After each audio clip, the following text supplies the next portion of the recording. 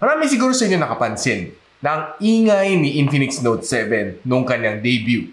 Then, sunod-sunod yan, dami naghahanap ng Infinix Note 7 and biglang nawala.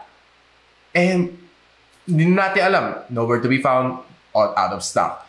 Then ngayon, bigla sila nag-drop ng bago, ang Infinix Note 8. Ito na yung siguro successor, no, sa kanilang popular na Infinix Note 7.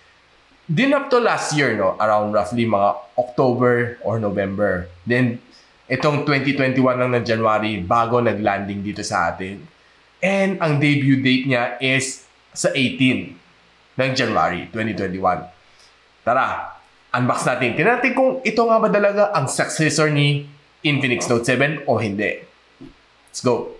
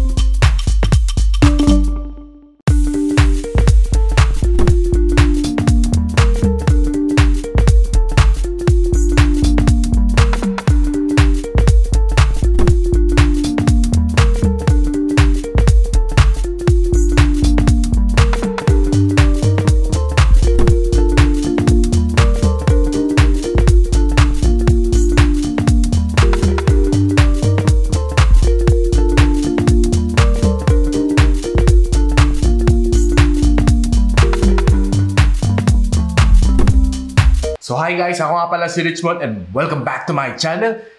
Nakita natin, no, kaka-unbox na natin ng Infinix Note 8 and nakita natin ang ganda ng kanyang likod, no, out of the box. So masasabi ko sa inyo, it's a big step up over sa Infinix Note 7. No? Sa design category, wala akong masabi, gumanda nga talaga siya.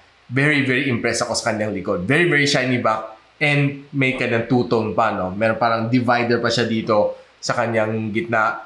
Making it parang elegante siya, no, tingnan. Lalo ko tinat siya ng ilaw para makita mo may pagka-rainbowish. Ang hawak natin dito sa kamay ko, ang silver color, no. And to be exact, ang tawag sa kanya, silver diamond. So pag-usapan na natin ang specs niya, no. Meron siyang MediaTek Helio G80, no. Sinamahan pa siya ng 6GB of RAM and 128GB of storage.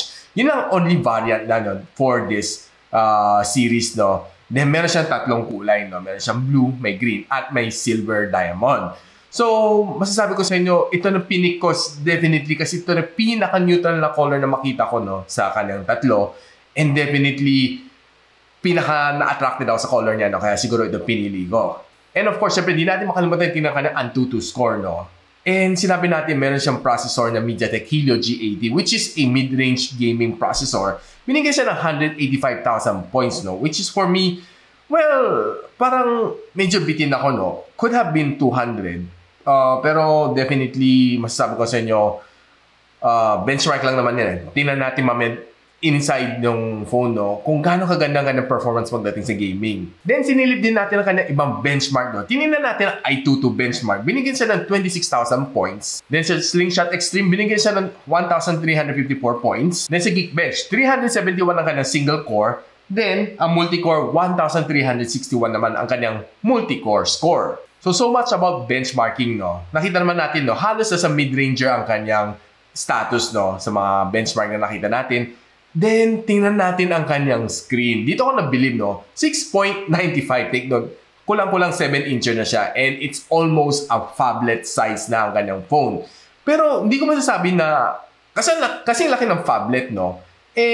Masasabi ko sa'yo, ang grip ko sa kanya, okay na okay pa rin, eh.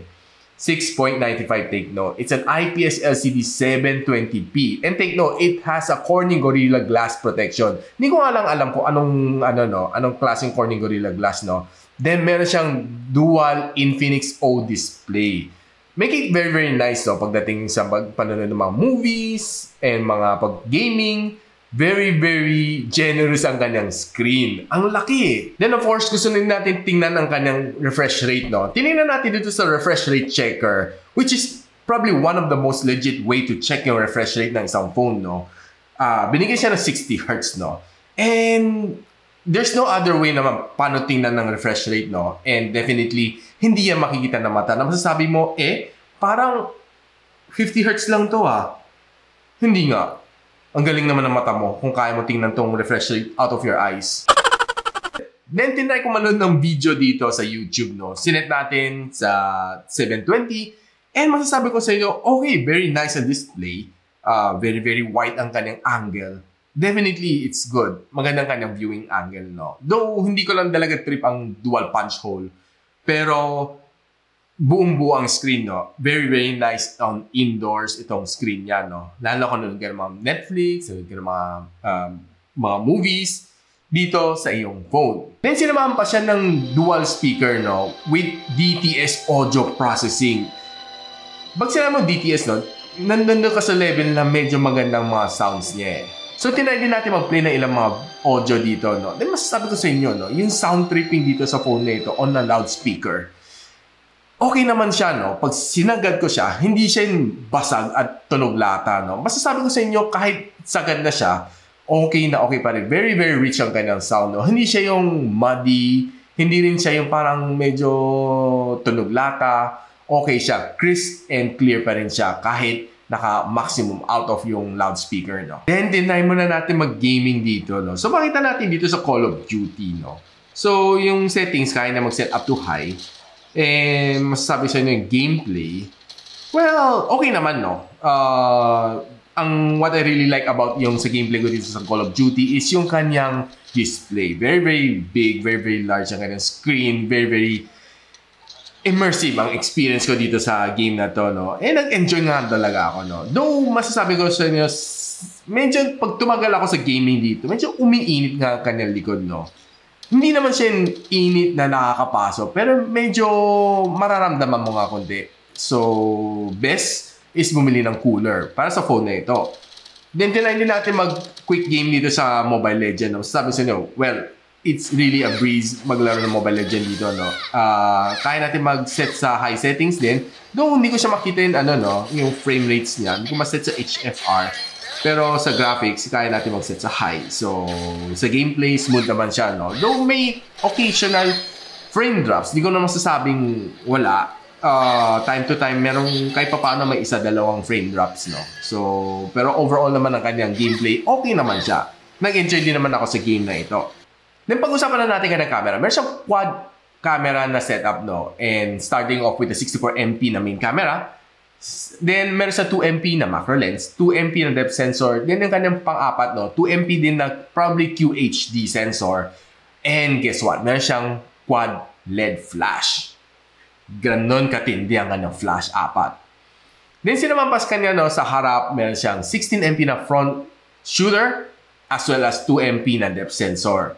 So tingnan muna natin ilang shots no dito sa kanyang rear camera.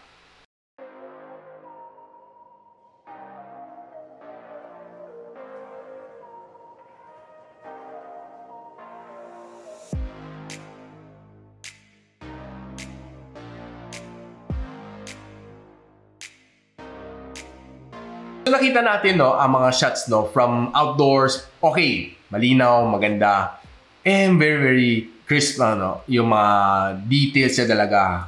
Makita mo sa kanya 64MP na camera, buong-buo yung kanyang detalye.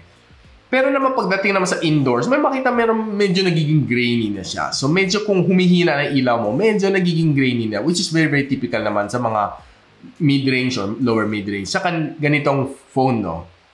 So, ako, I don't really expect too much so, pagdating sa low light. So, talagang pang-outdoor, okay talaga siya. Then, tingnan natin ilang shots no, sa selfie camera.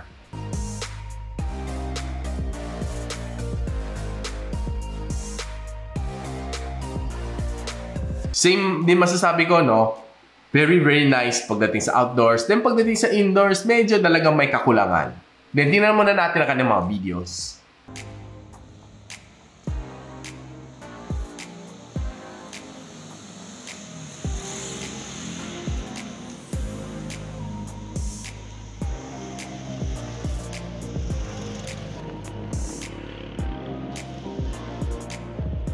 So, ni-record natin to under 2K 30 FPS and nakita natin, no, na okay, clear siya. And guess what? Hindi siya yung super tagtag. Though, medyo may tagtag. Pero hindi ganun kalala, no? Tulad ng ibang walang image stabilization. Siguro probably meron siyang built-in image stabilization pero hindi ko siya makita sa settings.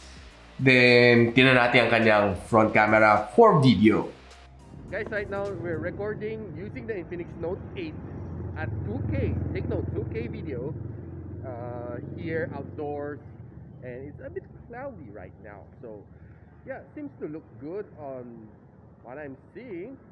So yeah, turning around, you can see the light changes, and yeah, it's a bit dark here, so yeah, lighting problems. This looks better, not bad. Well, masasabi ko siya ng quality okay. No doubt about that. 16MP na siya. Pero medyo matagtag nga lang siya konti, no? Kulang lang sa talaga sa stabilization, no? Best siguro, magdala kayo ng gimbal.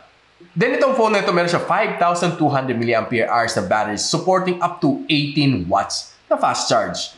And dinainin natin ang kanyang battery down to 16%, then chinarge natin pabalik na 100% gamit ng kanyang default cable and default charger.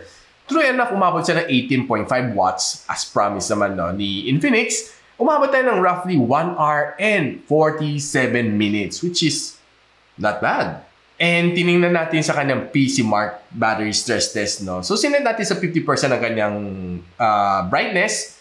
Then niran natin magdamagan. Binigyan siya ng 17 hours and 35 minutes. No?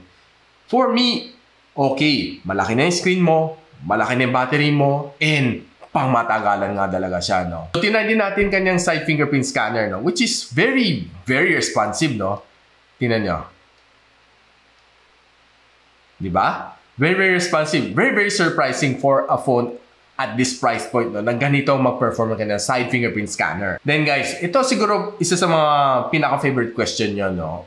Ano ang kanyang wideband security level, no? So, tinignan natin dito sa DRM info, pinigyan siya ng level 3, no? Well, di hamak naman na not such a big deal, no? Kasi 720p lang kanyang display. Then, aanin mo naman ng HD pagdating sa Netflix, no? So, hindi nyo rin masusulit. So, guys, nakita na natin ang performance na kaya na itong Infinix Note 8. Well, masasabi ko siya, probably na-succeed niya ang Note 7, no? In terms of some specs. And definitely, masasabi ko siya, pagdating sa design category, walang-wala si Note 7 dito sa Note 8. Very nice and very happy ako sa kanyang display.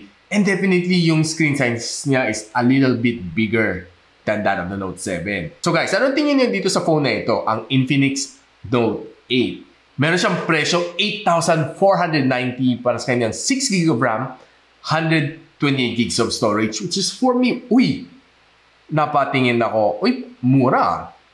And pwede na ang kanyang specs, no? G80 plus yung screen size niya, plus yung battery size niya, and ang kanyang design, no? Very very elegant, no?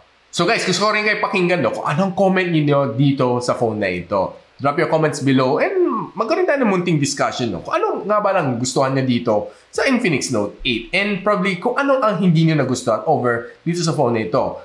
Is it worth an upgrade over the Note 7 o hindi? Tara, pakinggan ko kayo. And if you like this video, don't forget to like, subscribe, and click that bell icon para hindi nyo ma-miss ang mga videos ko dito sa aking channel. So I hope sana magkita-kita ulit tayo sa aking susunod na video. Paalam na sa inyo!